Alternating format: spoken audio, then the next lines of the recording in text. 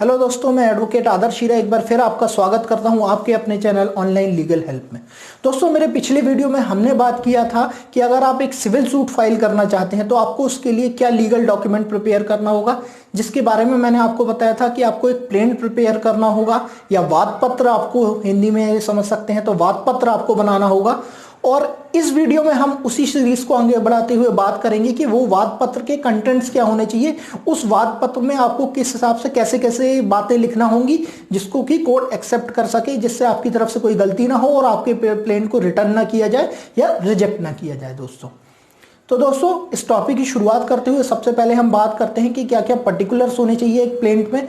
सबसे पहले जिस चीज के बारे में हम बात करेंगे वो होती है कि कोर्ट का नाम कि जिसमें कि प्रोसीडिंग्स आपको इनिशिएट करनी है। जैसा कि आप समझ सकते हैं दोस्तों कि एक सिविल कोर्ट होता है, सिविल कोर्ट के अंदर बहुत सारे कोर्ट्स होते हैं और ये जो बहुत सारे कोर्ट्स होते हैं ये डिवाइडेड होते हैं, सबका अपना जुरिस्डिक्शन होता है या क्षेत्राधिकार होता है। ये दोस्तों जो स्पेसिफाइड होता है, ये कोर्ट पहले से स्पेसिफाइड रहता है, वकीलों को मालूम होता है कि किस कोर्ट का क्षेत्राधिकार कहाँ पर लग रहा है, तो उन्हीं का नाम लिखकर सबसे पहले शुरू किया जाएगा और ऊपर हेडिंग में जो है उनका नाम आपको डिस्क्रिप्शन में लिखना पड़ेगा कि यहाँ पर आप केस लगा रहे हैं। मान लीजिए आप 6 सिविल जज क्लास 2 के यहाँ केस लगा रहे हैं तो आपको वहाँ पर स्पेसिफाइड करना होगा क्योंकि आपके एरिया का जुरिस्डिक्शन उनके पास है। या फिर पिक्यूनरी धन से संबंधित जुरिस्डिक्शन उनके पास है, मान लीजिए 1 से 10 लाख तक के मामले उनके पास जाते हैं तो वहां पर आप उनका नाम लिखेंगे और सबसे पहले प्रिंट में आप ऊपर हेडिंग में वो चीजें मेंशन करेंगे।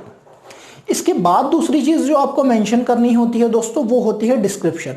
अब डिस्क्रिप्शन में होती हैं 3 चीजें दोस्तों, नेम होता है, फादर्स नेम होता है, एज होता है, इसके साथ साथ एड्रेस होता है। ये डिस्क्रिप्शन दोनों ही पार्टीज का वहां पर होना चाहिए, प्लेंटिफ का भी होता है, वादीगण का भी होता है और जो प्रतिवादीगण होते हैं उनका भी डिस्क्रिप्शन आपको कंप्लीटली मेंशन करना जरूरी है ताकि ये कोर्ट स्पेसिफाई कर सके, समझ सके कि आप जो भी वाद ला रहे हैं या जो भी ये प्लेंट प्रोड्यूस कर रहे हैं, सिविल सूट प्रेजेंट कर रहे हैं, ये आप किसके अगेंस्ट लगा रहे हैं और कौन इसको लगा रहा है। दोस्तों, तीसरी चीज जो है वो आपको मेंशन करने के लिए होती है वो होती है कि statement about minor and unsound minds. जी हाँ दोस्तों, अगर कोई प्लेंटिफ है या कोई डिफेंडेंट है वो माइनर है, माइनर का मतलब दोस्तों अंडर एज है, under the age of 18 years है, तो उसके बारे में आपको क्लियरली डिस्क्रिप्शन लिखना होगा। फिर उसके लिए अलग प्रोसीजर है कि उसकी तरफ से कोर्ट अपनी तरफ से एक फ्रेंड अपॉइंट करेगा, वो एक अलग वाद मित्र का प्रोसीजर अलग है, वो आपको फॉलो करना पड़ेगा उस सूट में, लेकिन आपको ये क्लियरली चीजें ऊपर मेंशन करनी होंगी।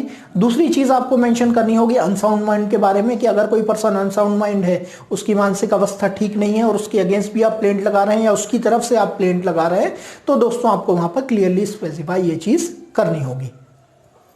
पांचवी चीज जो आपको मेंशन करनी होगी वो होती है दोस्तों कि fact showing jurisdiction of the court. आपको बताना पड़ेगा कि जो प्रॉपर्टी है वो कहां पर सिचुएटेड है और उस कोर्ट के क्षेत्राधिकार में आती है, बाय स्पेसिफिक ऑर्डर उसके कोर्ट के क्षेत्राधिकार में वो प्रॉपर्टी आ रही है, तो इस हिसाब से फिर कोर्ट उसको जुरिस्डिक्शन को एज्यूम करेगा।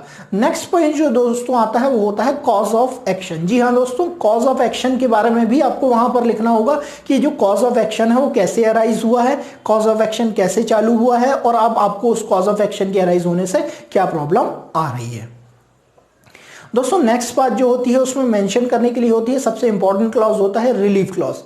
देखिए दोस्तों, आप सिविल सूट लगा रहे हैं तो सिविल सूट आप एक पर्पस के लिए लगा रहे हैं, पर्पस के लिए आप लगा रहे हैं तो अल्टीमेटली आप उस सिविल सूट में चाहते क्या है, ये पर्पस हमेशा कोर्ट ही जाना चाहती है। जब तक आप पर्पस डिसाइड नहीं करेंगे तब तक जुरिस्डिक्शन भी डिसाइड नहीं होगा, आपका कोर्ट फीस भी डिसाइड नहीं होगा, आपका वैल्यूएशन भी डिसाइड नहीं होगा। तो इसलिए सबसे इंपॉर्टेंट चीज जो है दोस्तों वो होती है रिलीफ। आपको रिलीफ क्लॉज में क्लियरली लिखना होगा कि आप जमीन का केवल पोजेशन चाहते हैं या जमीन के बारे में आप इंजंक्शन भी चाहते हैं। इंजंक्शन मतलब दोस्तों कि दूसरे के हस्तक्षेप पर रोक लगा देना, या फिर आप उसमें केवल घोषणा पत्र चाहते हैं, या फिर आप उसमें केवल पोजेशन चाहते हैं या डिक्लेरेशन ऑलरेडी आपके फेवर में। तो रिलीफ क्लॉज जो होता है, या आप सक्सेशन सर्टिफिकेट चाहते हैं, डिक्लेरेशन चाहते हैं सक्सेशन सर्टिफिकेट के बारे में, तो दोस्तों ये सारी चीजें आपको वहां पर क्लियरली मेंशन करना बहुत ही जरूरी है। अगर आप ये मेंशन नहीं करेंगे तो ये आपका सूट जो है रिजेक्ट भी हो सकता है या सूट आपका वापस भी हो सकता है। तो इसलिए अपना रिलीफ क्लॉज बहुत ही केयर, कॉशन और सावधानी के साथ बनाइए और इसमें एवरीथिंग जो भी आप चाहते हैं एक बार में जरूर मेंशन कीजिए। दोस्तों, नेक्स्ट जो चीज होती है वो आपको मेंशन करने होती है स्टेटमेंट अबाउट द वैल्यू। जी हाँ दोस्तों, ये जो वैल्यूएशन होता है इसी के हिसाब से आपका जो होता है कोर्ट फीस डिसाइड होता है। मान लीजिए एक प्रॉपर्टी है, वो प्रॉपर्टी आपने 1 लाख रुपए में खरीदी है। जी हाँ दोस्तों, 1 लाख रुपए में आपने वो प्रॉपर्टी खरीदी है, लेकिन आपको पोजेशन अभी तक नहीं मिला है और आप उसका पोजेशन लेना चाहते हैं दोस्तों, तो आप कोर्ट में जाएंगे और वहां से प्ली करेंगे कि हमको पोजेशन दे दिया जाए। लेकिन पोजेशन लेने से पहले आपको उस प्रॉपर्टी का वैल्यूएशन करना होगा गवर्नमेंट के हिसाब से, सरकारी रिकॉर्ड्स के हिसाब से उस प्रॉपर्टी का क्या वैल्यूएशन है, और उसके साथ एक स्पेसिफाइड कोर्ट फीस होती है जो उस वैल्यूएशन के बाद डिसाइड होती है दोस्तों। तो वो फीस आपको पे करनी होगी। एक बार अगर आप वो फीस पे कर देते हैं तो फिर उसके बाद आपका सूट जो है वो आगे बढ़ जाएगा।